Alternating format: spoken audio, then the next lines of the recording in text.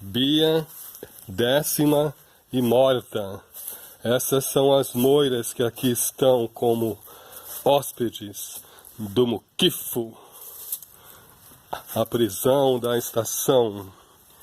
Bia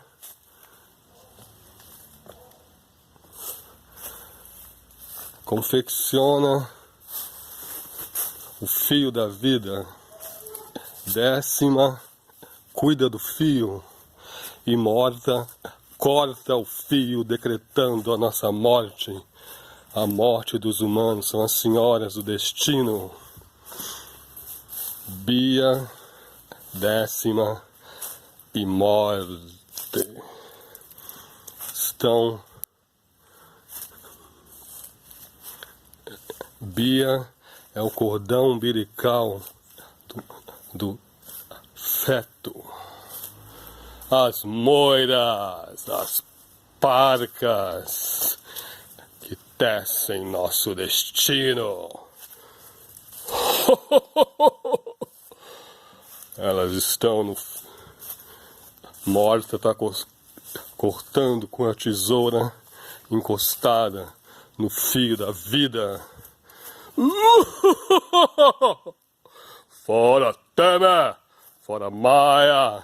Estamos expulsos do Muquifo. Agora o nosso lugar é aqui nesse quintalzinho. Estou dormindo em cima dessa árvore. Por uma rede.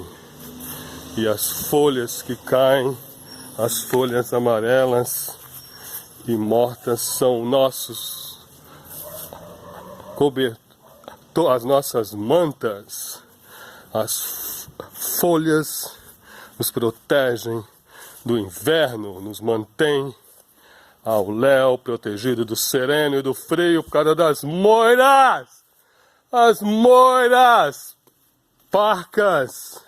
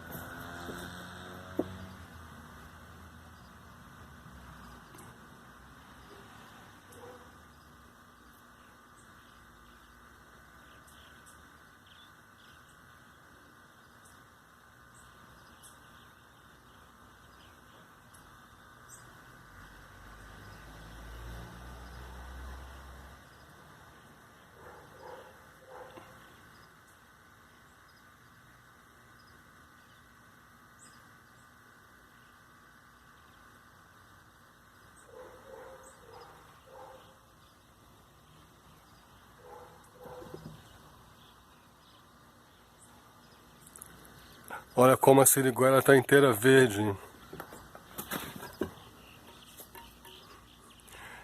Enquanto o cajamanga está desfolhando amarelo, a siriguela está inteira verde. 11 de julho, 12 de julho de 2017.